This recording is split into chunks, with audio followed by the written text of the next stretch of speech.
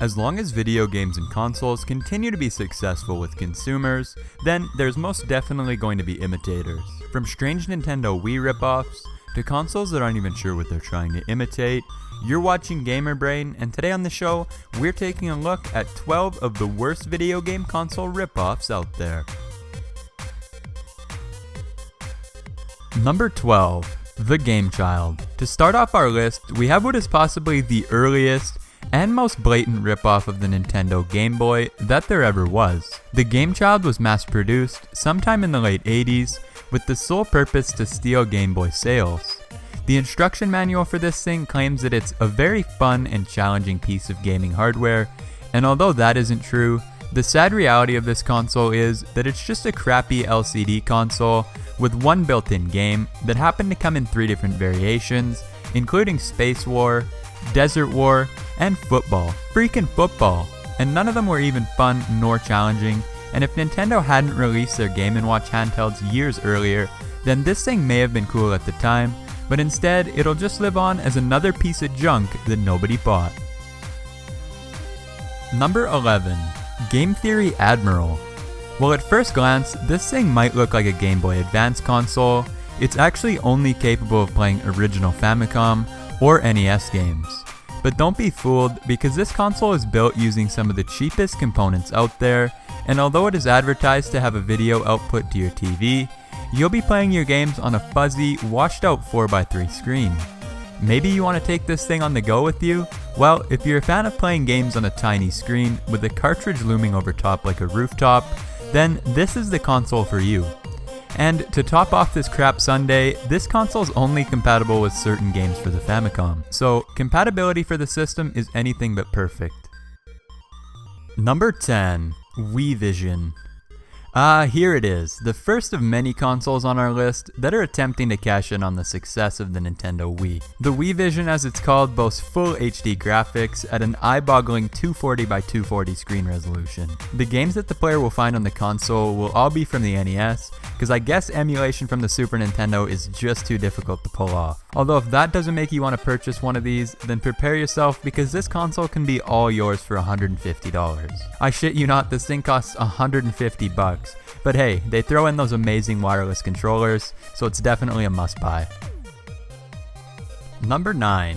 The iDong. As we all know, Microsoft's Kinect wasn't as cool as we all thought it would be, but this ripoff set out to copy it anyway, and it actually doesn't do a terrible job.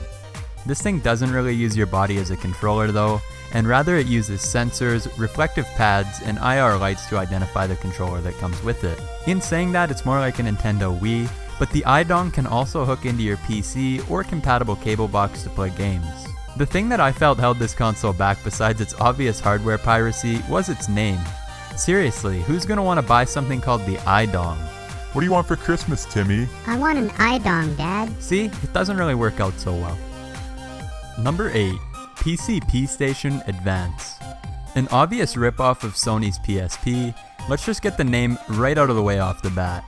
No, this game console doesn't actually include any PCP with it, nor does it feature any drugs or paraphernalia in any way. But come on, what can you expect from a console called the PCP Station? If you guessed a crappy LCD game, then you'd be right.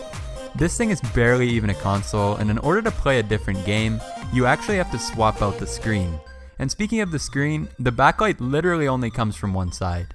They couldn't even make a proper screen, so there's your indication of quality.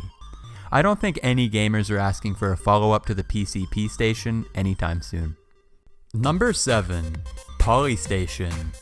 The Polystation isn't just a single ripoff console. In fact, the Polystation brand is a whole line of PlayStation ripoffs. But it all started with this one console, and despite its appearance, this system doesn't actually play PlayStation 1 games, and is simply just an NES clone. Some versions of the console came with a cartridge slot on top, and many of them just came with games pre-installed. The box came in a few different variations as well, with one looking like a mashup of the N64 box, and another that, believe it or not, actually advertised the console as the Nintendo Polystation. Can you believe that? The freaking box for this thing says Nintendo on it. Damn deceptive advertising. Just think if one of your parents or grandparents mistook this for the real thing and bought it for you as a gift. Unbelievable. Number 6. PX3600. This console looks like some sort of strange mashup of the PlayStation 3 and Xbox 360, and to top it all off, it doesn't even play cartridge or disc-based games, let alone even have a disc drive. Instead, this thing plays really awful pre-installed titles that seem to look like Atari 2600 games on even worse and unresponsive controllers that could break at any second while you're playing. While advertised to feature vibrating controllers, one actually does, which is more of a short and random pulse than anything else. As for the second controller, if you can even find somebody to play this thing with, you're out of luck because it doesn't function at all, let alone vibrate.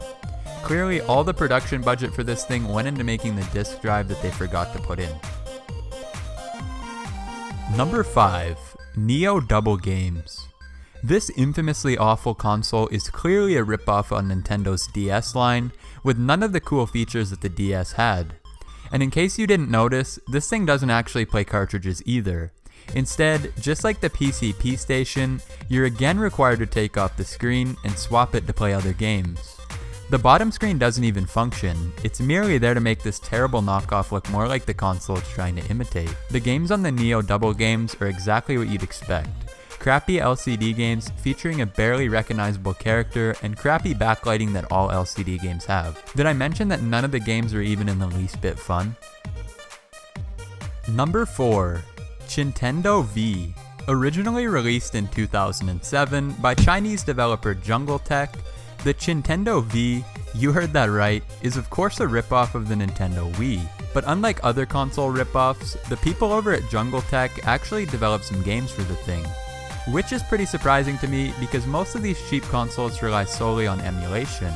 But if you couldn't already tell, all the games they developed were pretty terrible, and the components used to make this thing seemed like they were literally the cheapest ones available. The V actually has motion control and volume controls as well, although honestly none of that matters when you're playing games that rival even the worst games on the Super Nintendo. Number 3. Polystation III. You thought we were done talking about Polystation consoles? Nope. Just when you thought the Nintendo Polystation couldn't get any better, they come out and release a PlayStation 3 version. The screen folds out from the disc port, so forget about playing any of those PS3 games that you had sitting around. The player is given a tiny controller that will seriously fit in the palm of your hand, along with 2 analog sticks that are replaced with a start button and a B button for whatever reason. I'll even mention the Polystation 2 because it was just the same console, but the screen had no backlight. I mean, for such a technological marvel as the Polystation, you'd expect them to include such a luxury as a backlit screen. All you need to get this thing going is 3 AAA batteries, so you better start saving up your pennies if you want to play this thing. Number 2.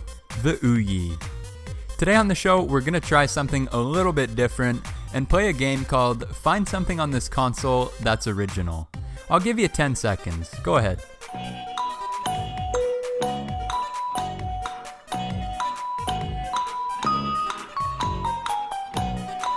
Did you find something? I didn't think so. This is the Ouya, not the Ouya. It popped up online in mid-2015, and as if the PlayStation 4's design wasn't ripped off enough, the creators decided to also use the Xbox One's side grille as well. As for the controller, it's basically an Xbox One controller with some of the buttons moved around, but man, they weren't even trying when they made this thing. I mean, you can't make this stuff up. This is a console that exists in 2017. Number 1. Mega Drive Xtreme. Is it an original Xbox? Is it a Sony PlayStation? Nope, this is the Mega Drive Xtreme. You gotta hand it to the makers of this console for telling you exactly what type of games you'll find on this thing. Because for those of you who don't know, the Mega Drive is actually what we over here in North America call the Sega Genesis. As for the Xtreme part, I'm assuming they just threw that in as a selling tactic, and how could that not make you want to buy this amazing technological advancement? Like the console name suggests, you can of course only play Sega Genesis games on this thing, but the controller is some sort of weird mashup of the PlayStation and Sega Genesis 6-button controller designs. Seriously, this thing has 6 buttons placed seemingly by a blind man all over the face of the controller. You'll sometimes find this thing packed with a light gun for all those shooting game masterpieces that this console offers, but as you guessed, it's the same shoddy quality as every other console on this list. 12 of the worst video game console ripoffs out there, guys. The list is over. I don't know what they were thinking when they made some of these. But anyways, guys, I hope you enjoyed this video. If you did, leave a thumbs up down below. And if you're new to the GamerBrain channel, remember to hit that subscribe button down below to stay up to date with all the latest releases from the channel. Also, guys, if you haven't already, we are over on Twitter at GamerBrainYT. Make sure you go and give us a follow over there. I'm posting all the gaming news and stuff that I find interesting, as well as interacting with you guys. So definitely the place to be for gaming content. Remember, guys, if you have an idea for next week's video, to leave a comment down below. I try to read all the ideas down there, so you might see your idea featured in a video next week. Anyways, guys, I really hope you enjoyed this video. This is Tyler from GamerBrain, and I'll catch you guys next week.